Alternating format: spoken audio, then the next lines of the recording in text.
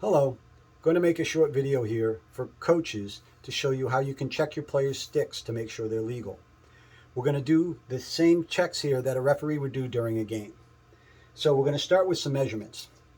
We got a tape measure here, and we're going to measure the overall length of the stick needs to be between 40 and 42 inches, and for a long pole it would need to be between 52 and 72 inches.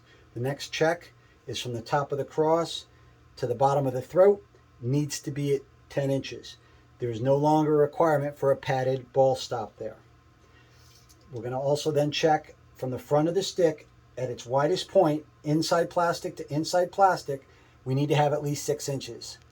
And the final check we're going to do with the tape measure is that all these shooting strings need to be within 4 inches of the top. So we're going to check in a couple places and make sure that the shooting strings are all within 4 inches of the top. Because of that 4-inch rule, any stick with a U pocket or a V pocket would be illegal because they would not be within 4 inches of the top. Now, we're not quite done. We got a couple more tests to do. We see this card here. This is a referee's scorecard where he records the score. For the NJJLL, we also have a cheat sheet of some of the rules on the other side. But this card's an odd shape for a reason. When they made the rule change a few years ago to change the requirements for the stick heads, the biggest change they made was that the throat of the cross needs to be wider.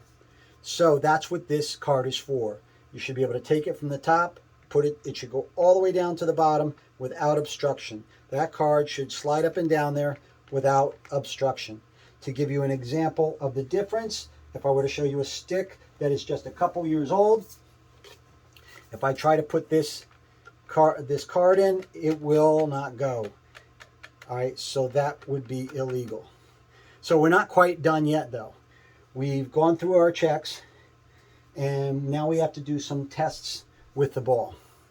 First thing we're going to do is check the depth of the pocket. We want to make sure that we cannot see over the top of the ball to the other bottom edge of the cross on the far side. If that looks okay, now we have to do some tests to make sure the ball comes out freely. No matter which direction we tilt the cross. And as we can see, we have a problem. This stick is now perpendicular to the ground and the ball will not come out. All right.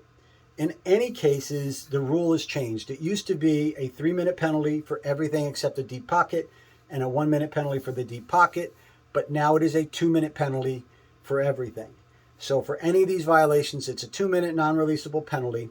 But the other difference is for everything but a deep pocket, the stick used to have to remain at the scorer's table until the end of the game and nobody could touch it.